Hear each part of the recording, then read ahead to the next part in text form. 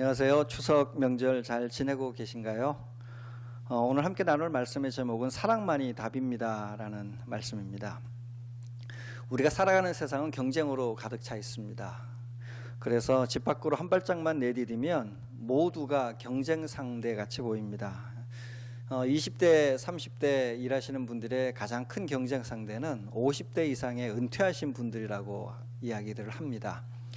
20대, 30대는 가정을 꾸려가고 그렇게 해야 되니까 200만 원 정도 이상의 돈을 받아야 일을 하는데 반해서 은퇴하신 분들은 꼭 그렇지 않은 경우가 있어서 100만 원, 150만 원만 받아도 일을 하신다는 거예요. 그러니까 젊은이들이 어른 세대와 같은 일자리를 놓고 싸워야 되는 상황, 이것이 우리가 처해 있는 상황이기도 합니다. 이렇게 싸우고 뺏고 해야지 모두가 잘 살아갈 수 있다고 우리 세상은 끊임없이 우리에게 압박을 합니다.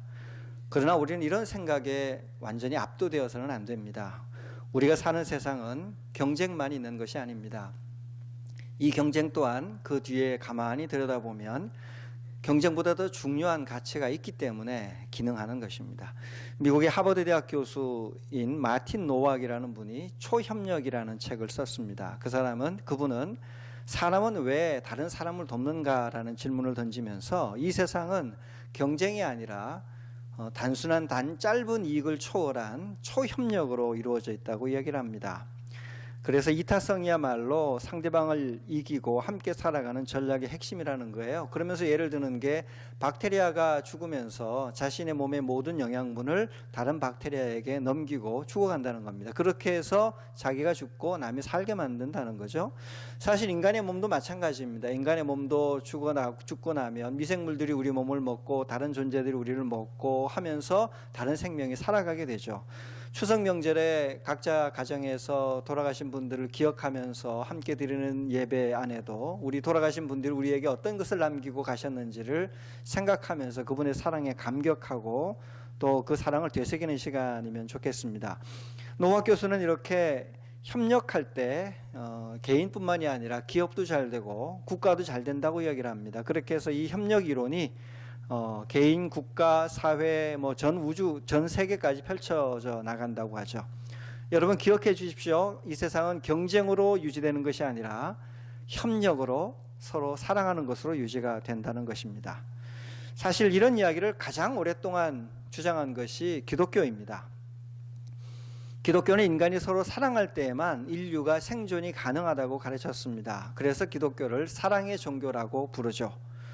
물론 최근 코로나19 상황에서 보여준 일부 기독교의 무지몽매한 태도 때문에 사람들은 기독교인들을 많이들 싫어합니다. 그러나 모든 종교에 늘 그렇게 극단적인 이상한 분들이 있기 마련이지요. 그래서 예수님께서 가르치신 기독교를 지금 한국 사회에서 보이는 일부의 그 극단적인 분들 때문에 오해하거나 다 버려서는 곤란합니다. 사랑만이 세상을 살린다는 진리는 지금도 유효하기 때문에 그렇습니다. 제가 한 가지 재미있는 이야기 해드릴까요? 인도의 성자라 불리는 선다싱이라는 분이 있었습니다. 이분이 히말라야 오지 안에 있는 어려운 분들을 돕기 위하여 길을 갈 때 일입니다. 추운 날씨에 길이 눈에 덮여서 가는 길이 너무 힘들었는데 그에겐 동행 한 명이 있었습니다. 자기 친구와 같이 열심히 길을 걸어가면서 추위를 견디고 가고 있었는데요. 가다 보니까 어떤 한 사람이 쓰러져 있는 거예요. 그가 죽은 줄 알고 달려가서 그의 심장에 손을 대봤더니 아직 죽지는 않은 채로 얼어 죽기 직전 상태에 있었습니다. 그래서 친구에게 그렇게 이야기를 했습니다. 이 사람이 아직 살아있으니까 우리 둘이 같이 들쳐업고 가자고. 그랬더니 함께 길을 가던 친구가 거절합니다. 이 사람 살리려다가 우리도 다 죽을 수 있으니까 나는 그렇게 못하겠다. 하고 싶으면 당신 혼자 사라고 하고는 그 친구는 자기 길을 먼저 갑니다. 그러자 선다싱은 이 길에 쓰러져 있던 분을 들쳐매 업고 그를 끊임없이 데리고 길을 가기 시작했습니다. 얼마나 힘들었겠습니까? 눈길에 추운데 혼자서 그 사람을 업고 가다 보니까 몸에 땀이 나고 선다싱의 몸에 땀이 나서 열이 나니까 그 열기가 등 옆인 사람에게 전해지고 등 옆인 사람의 몸이 점점 따뜻해지면서 이 사람이 의식을 찾기 시작한 거예요. 그리고는 시간이 갈수록 회복되어서 업고 가지 않아도 되는 상황이 되었습니다. 그렇게 한참 다시 길을 가다 보니까 다른 사람이 한 명 쓰러져 있는 거예요. 누구였을까요? 같이 가면 죽는다고 혼자 길을 가던 사람이었습니다. 혼자 길을 가던 사람이 결국은 추위와 외로움에 쓰러져서 이미 돌아가시고 안 계셨고, 오히려 힘든 사람을 등에 업고 가던 썬더신과 업혀가던 사람은 함께 생존하여서 무사히 여행을 마쳤다는 이야기가 있습니다.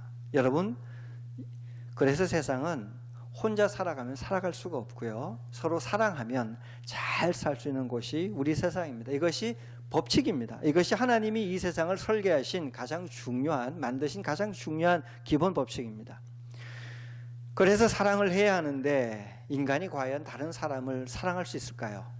이것이 우리가 마지막 남은 질문입니다. 우리는 어떻게 남을 사랑할 수 있을까? 2014년 9월 과학저널 사이언스에 이런 연구 결과가 하나 실렸습니다. 미국, 독일, 네덜란드 3개국의 대학 공동연구팀이 성인 1252명을 대상으로 실험을 했습니다. 누군가가 선행을 하게 될 경우, 또 누군가가 선행을 받을 경우에 인간과 인간 사이에 어떤 상호작용이 일어나는지를 면밀히 관찰해서 연구 결과를 발표했어요. 결과는 이랬습니다. 다른 사람에게 도움을 받은 사람은 도움을 받아보지 않은 사람보다 남들에게 10%나 많게 선행을 베풀었어요. 선행을 받아보면 남을 돕는 거죠. 전염 효과라고 부릅니다. 남에게 도움을 받은 사람, 선행을 경험한 사람이 다른 사람을 더 많이 돕게 된다는 거예요. 근데 또 다른 결과가 하나 나왔습니다. 참 특이한 결과인데요. 다른 사람에게 도움을 받지 않은 채로 남을 자기가 먼저 돕기만 한 사람, 이 사람은 어떻게 되었을까 봤더니 도움받지 않고 스스로 남을 도왔던 사람의 15%는 다른 사람들에게 더 오만하게 이야기를 하고 남들을 경멸하는 그런 좀 비도덕적이고 불친절한 행위를 했다는 겁니다. 이 퍼센트 수가 차이가 나는 거죠. 순수하게 남을 돕지 못하고 남을 도운 이후에 인간은 꼭 자기가 잘했다, 자기가 남들보다 낫다는 자의식에 빠져서 다른 사람을 좀 낮춰보게 되더라는 거예요.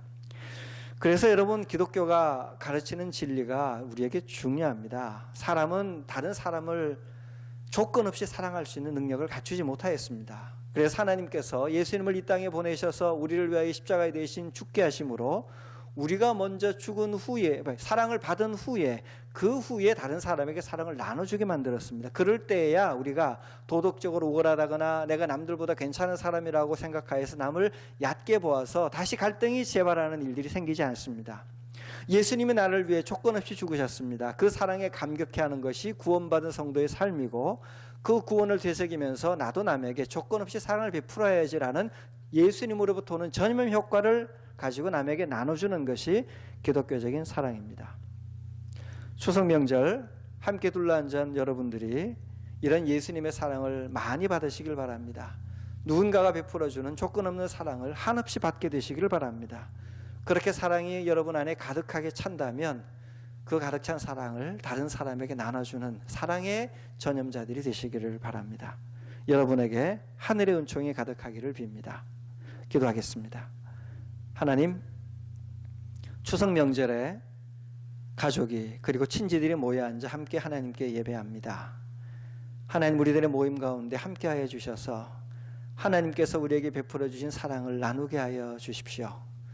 추석 명절 내려가지 못한 채 가정에서 예배드리는 분들도 많이 계십니다. 비록 얼굴로 뵙지는 못하지만 멀리 떨어져 있는 형제, 친지, 부모님들의 건강을 지켜주시고 서로의 사랑을 나누는 데는 아끼지 않도록 하여 주옵소서. 예수님 이름으로 기도드립니다. 아멘.